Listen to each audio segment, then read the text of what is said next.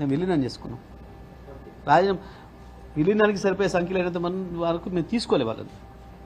విలీనం సరిపోయే పద్ధతుల్లో ఇప్పుడు వీళ్ళు తెచ్చిన చట్టం ఏదైతే ఉందో ఆ చట్టం అనుమతించిన మేరకే మేము పనిచేసాం.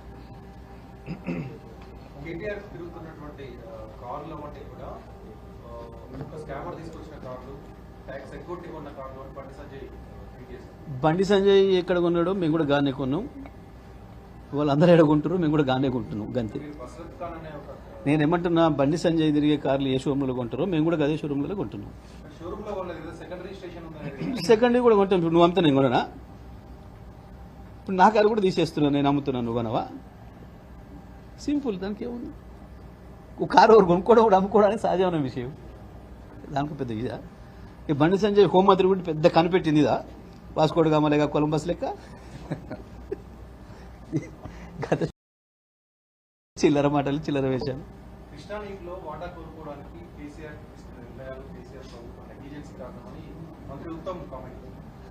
ఉత్తమ్ కొన్ని సందర్భాల్లో ప్రజలు అంటుంటే నేను కూడా నిజమో కాదనుకునేది, కానీ ఉత్తమ్కు బుర్ర ఇక్కడ లేదు ఇంకెక్కడో ఉందని అంటుంటారు కొంతమంది. అది నిజమే అనిపిస్తుంది కొన్ని సందర్భాల్లో. ఎందుకంటే 511 ఆంధ్రప్రదేశ్కి 299 తెలంగాణకు కేటాయిస్తూ జీవో ఇచ్చింది కాంగ్రెస్ ప్రభుత్వంలోనా మా ప్రభుత్వంలోనా? దాని మీద నిలబడతాడు ఉత్తమ్? 2014 ముందే ఆ జీవో ఇచ్చిండ్రు, అది నిర్ణయం చేసింది కాంగ్రెస్ పార్టీ ప్రభుత్వమే, ఇక్కడ రాష్ట్రంలో వాళ్ళ కేంద్రంలో ఉందని నేను అంటున్నా.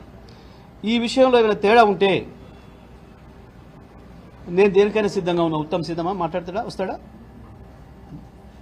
తెలంగాణలో తెలంగాణ ప్రభుత్వం ఏర్పడక ముందే, కేసీఆర్ ప్రభుత్వం ఏర్పడక ముందే మీ కాంగ్రెస్ పార్టీ చేసిన దుర్మార్గం వల్లనే అది జరిగింది.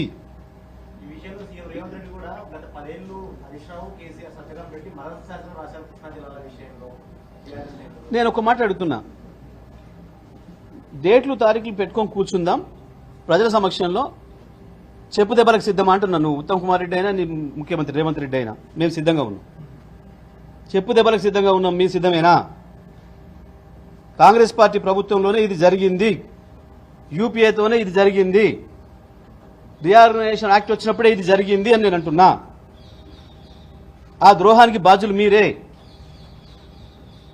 తెలంగాణకు జరిగిన ప్రతి నష్టానికి, తెలంగాణలో చనిపోయిన ప్రతి అమరవీరుడి సావుకు కారణం మీరే, కాంగ్రెస్ పార్టీనే.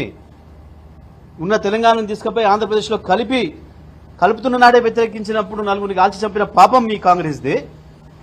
ఆ తర్వాత 69లో రాష్ట్రం కావాలన్నప్పుడు 400 మందిని చంపిన పాపం మీదే. ఆ తర్వాత 2004లో పొత్తు పెట్టుకొని ఇవ్వకుండా సతాయించి ఆఖరికి కేసీఆర్ దీక్ష తర్వాత ఇచ్చినాక కూడా మళ్ళీ ఇచ్చిన ప్రకటన వెనుకకు తీసుకొని ఆంధ్రాలో కృత్రిమ ఉద్యమాన్ని సృష్టించి ఇక్కడ కూడా 400-500 మంది పిల్లలు మళ్ళీ చనిపోవడానికి కారణం కూడా మీ కాంగ్రెసే.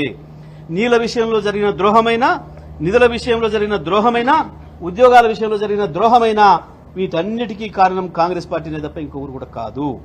ఇవాళ నేను దాని మీద నిలబడున్నా. 299 తెలంగాణ కేటాయిస్తూ జీవో ఇచ్చింది కాంగ్రెస్ పార్టీ ప్రభుత్వమే ఆనాడు. దాని మీద ముఖ్యమంత్రి మాట్లాడి